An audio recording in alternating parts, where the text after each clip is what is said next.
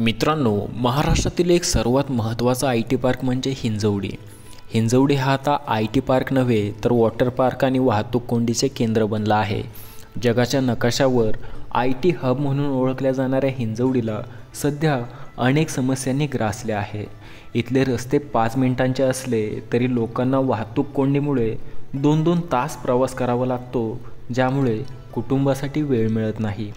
केवळ ट्रॅफिकच नाही तर पावसाळ्यामध्ये हिंजवडीला नदी किंवा एखाद्या वॉटर पार्कचं स्वरूप येतं. इथे पाणी साठण्याचं मुख्य कारण म्हणजे इथले नैसर्गिक नाले, ओढे बुजवले गेले आहेत किंवा वळवले गेले आहेत. इथल्या रस्त्यांचे काँक्रिटीकरण करण्यात आले आहे आणि मेट्रोच्या कामामुळे या रस्त्यांचे खूप नुकसान झाले आहे. पाण्याच्या मूलभूत सुविधा, कचरा संकलन आणि सांडपाणी प्रक्रिया यांसारख्या अनेक मूलभूत समस्या या ठिकाणी आहेत. या समस्यांसाठी 10 वेगवेगळ्या स्वायत्त संस्था काम करतात.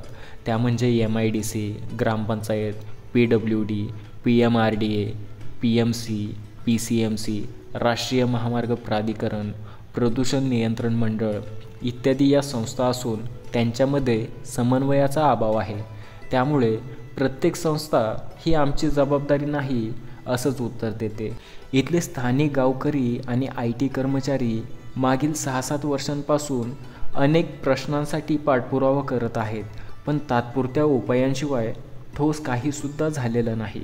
या सगळ्यांची एकमेव मागणी आहे ती म्हणजे हिंजवडीचा समावेश पिंपरी चिंचवड महानगरपालिकेमध्ये करावा किंवा एक स्वतंत्र स्वायत्त संस्था किंवा सक्षम IAS अधिकारी नेमून या सगळ्या समस्यांवर कायमस्वरूपी तोडगा काढण्यात यावा.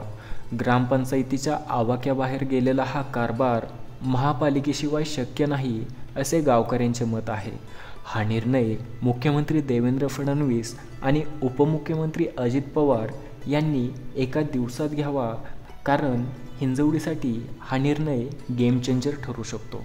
धन्यवाद. नवनवीन माहितीसाठी रिअल प्राईम व्हिडिओजला सबस्क्राईब नक्की करा.